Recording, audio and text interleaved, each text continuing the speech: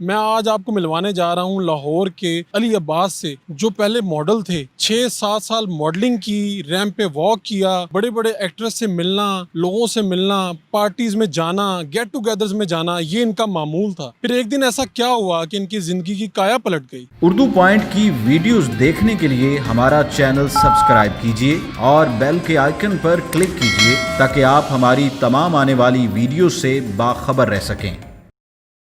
अस्सलाम वालेकुम नाज़रीन, आप देख रहे हैं उर्दू पॉइंट। मैं हूँ फ़ारूक शहबाज वड़ाइच। वक्त बदलता है, हालात बदलते हैं, लेकिन ज़िंदगी की काया पलट जाना ये भी एक अजीब और अनोखा वाक़या होता है। मैं आज आपको मिलवाने जा रहा हूँ लाहौर के अली अब्बास से, जो पहले मॉडल थे। 6-7 साल मॉडलिंग की, रैंप पे वॉक किया, बड़े बड़े एक्ट्रेस से मिलना, लोगों से मिलना, पार्टीज़ में जाना, गेट टुगेदर्स में जाना, ये इनका मामूल था। फिर एक दिन ऐसा क्या हुआ कि इनकी ज़िंदगी की काया पलट गई। वही लड़का जो पहले मॉडलिंग करता था, रैंप पे वॉक किया करता था, वो तबलीग करना शुरू हो गया, अल्लाह की राह की तरफ आ गया। ये सब कुछ कैसे हुआ? अली अब्बास की कहानी उन्हीं की ज़ुबानी सुनते हैं। अली अब्बास साहब, एक वक्त तो ऐसा था कि पैसे भी थे, एक्ट्रेस और एक्टर से मिलना जुलना भी था, सब कुछ आपके पास था, चकाचौंध थी शोबिस की। और फिर आपने लंबे लंबे बाल कटवा ली और दाढ़ी रख ली। ये सब कुछ कैसे बदला? अरे 2019 में अप्रैल में मेरी सिस्टर की शादी हुई थी और बड़े हम खुश थे। शोबिज़ में मैं आ जा रहा था, लाखों रुपए लगा के हमने शादी उसकी की।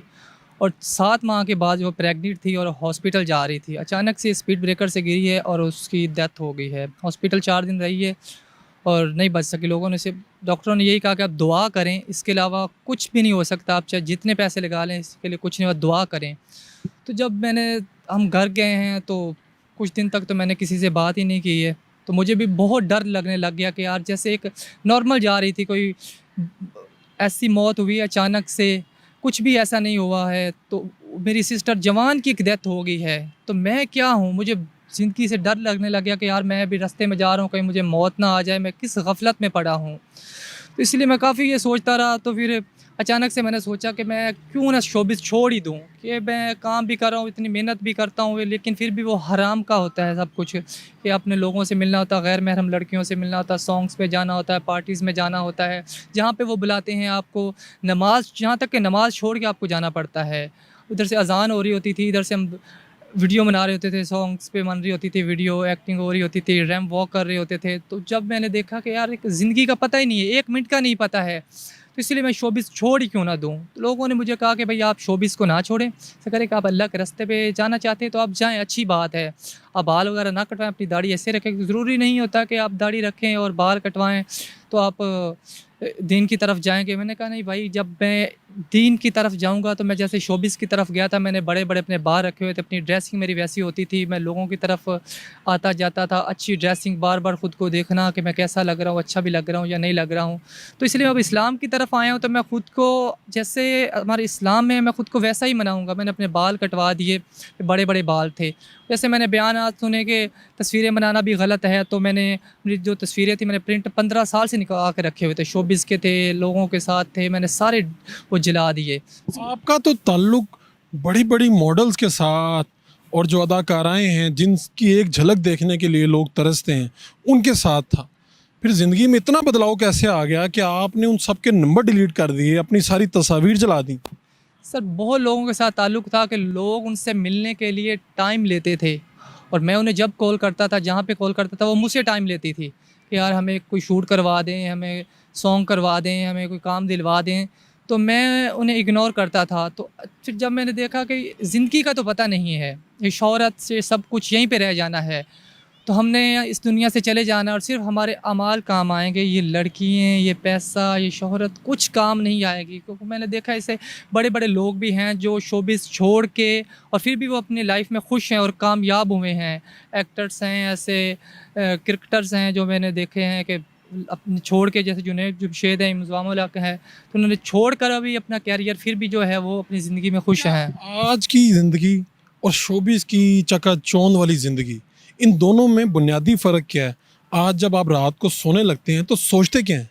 सर पहले ये होता था कि मैं जब सुबह उठता था ना रात को सो के, तो मैं मोबाइल को देखता था यार किसका मैसेज आया, किस लड़की का मैसेज आया, किसका आया है, आज मैंने जाके क्या करना है। सबसे पहले मैं ये करता था। और जब मैं रात को सोता था मैं लड़कियों से बातें करके सोता था, ठीक है, कभी इसको आपने यहाँ पे जाना है, आपने यहाँ पे जाना है, ये काम करना है। अब मैं ये कि सुबह फजर के टाइम उठता हूँ, सबसे पहले मैं नमाज़ पढ़ता हूँ और मैं डेली जो है ना वो थोड़ा या जितना भी हो सके इतना टाइम में कुरान पाक पढ़ता हूँ।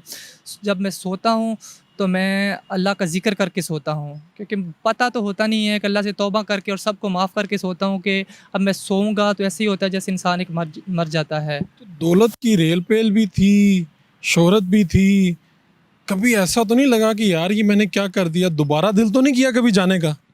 नहीं, दोबारा दिल किया है, लेकिन मैंने एक ही चीज़ सोची हुई थी कि अली अब्बास अगर आप शोबिज़ में दोबारा गए तो जो आपने जितनी भी इबादत की है ना, सर्दियों में मैं बीमार था तो मैं 3-3 दफ़ा मुझे वज़ू करना पड़ता था नमाज़ पढ़ने के लिए। मैंने यही दिमाग में सोचा, जब मैं एक दफ़ा भी किसी से मैंने बात कर ली या मैं शोबिज़ में चला गया तो मेरी जितनी बातें आते थे वो ख़त्म हो जाएगी।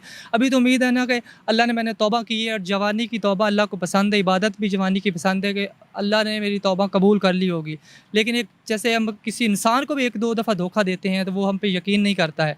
तो मैंने यही सोचा कि अब मैंने अगर दोबारा मैं गया, लोगों ने बहुत फ़ोर्स किया कि आप बैक स्टेज पे रहें, फ्रंट पे ना आएँ। राब्ता तो किया होगा लोगों ने? बहुत लोगों ने अभी तक राब्ता करते हैं कि आप आ जाएँ, और भी करते हैं? ऑफ़र्स भी करते हैं, हर तरह के ऑफ़र्स करते हैं। मैं चाहता तो मैं बैक स्टेज पे रह के अच्छा पैसा कमा सकता था, घर पे भी रह के अच्छा पैसा कमा सकता था। लड़कों की मुझे कॉल्स आती हैं कि सर आप हमारा शूट करवा दें, हमें एक कोई सॉन्ग करवा दें या रैंप वॉक करवा दें, हम आपको इतने पैसे देंगे। यहाँ तक कि वो कहते हैं एक नंबर ही दे दें, मैं बता दें कि आपका ऑफ़िस कहाँ पे जाके हम अप्लाई करें। मैं उन्हें यही कहता हूँ कि भाई जब मैंने बता दिया, जितना आपको गुनाह होगा उतना ही मुझे होगा। मैं उन्हें यही कहता हूँ कि भाई आपके घर के करीब एक मस्जिद है, वहाँ पे जाएँ, आप नमाज़ पढ़ें, अच्छे काम करें तो अच्छे कामों से भी बहुत फ़ायदा होता है। अब जब आप किसी मॉडल को, किसी एक्टर को देखते हैं तो क्या सोच आती है? तो मेरा दिल करता है कि मैं इनके पास जाऊं, क्योंकि वही बातें याद आती हैं। लेकिन फिर मैं सोचता हूं कि मैं चला भी जाऊंगा, छुप के चला जाऊंगा, इंसान मुझे कोई भी नहीं देखेगा, मैं कहीं बाहर जाके मिल लूँगा, लेकिन मेरा अल्लाह तो देख रहा है ना, अल्लाह तो दिलों के राज जानता है ना। तो इसीलिए फिर सोचता हूँ कि यार उनसे दूर ही चला जाऊँ। उनके जो मुझे कॉन्टैक्ट करते हैं उनके नंबर भी डिलीट कर देता हूँ, उन्हें यही तालीम देता हूँ, दीनी तालीम, कि आप ये शोबिज़ को छोड़ दें। कि मैं भी देखें ना, आपसे अच्छे लेवल पे काम कर रहा था, मैंने छोड़ दिया, मैं भी ज़िंदा रह रहा हूँ। तो ख़ानदान में पहले क्या था रवैया? पहले क्या सोचते थे, बातें क्या करते थे, और जब शोबिज़ वगैरह छोड़ दिया और इस तरफ आ गए तो अब क्या कहते हैं? ख़ानदान में और मोहल्ले में पहले लोग जो है ना, वो जो शोबिज़ के और जो टीनेजर लोग थे ना, वो रिस्पेक्ट करते थे, काफ़ी फ़ैन थे मेरे। लेकिन जो बड़े बड़े लोग थे, बुज़ुर्ग थे हमारे, वो बिल्कुल अजीब तरीके से देखते थे, क्योंकि फ़ैशन करना, ऐसी जीन्स पहननी, बड़े बड़े बाल कलर्स किए हुए हैं, तो अजीब तरीके से देखते थे, मतलब इज़्ज़त इतनी नहीं करते थे। जब से मैंने छोड़ा है, पहले मैं मस्जिद में जाता था, सिर्फ जुम्मे की नमाज़ पढ़ने के लिए जाता था और पीछे बैठता था, और लोग बड़े अजीब तरीके से।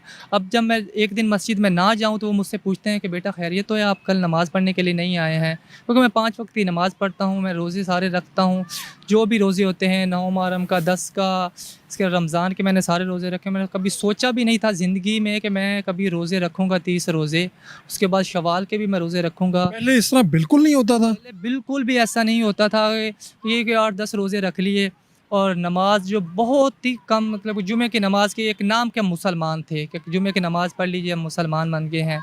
और शोबिज़ में जाना बस यही, कभी इधर पार्टी पे जाना, कभी इधर।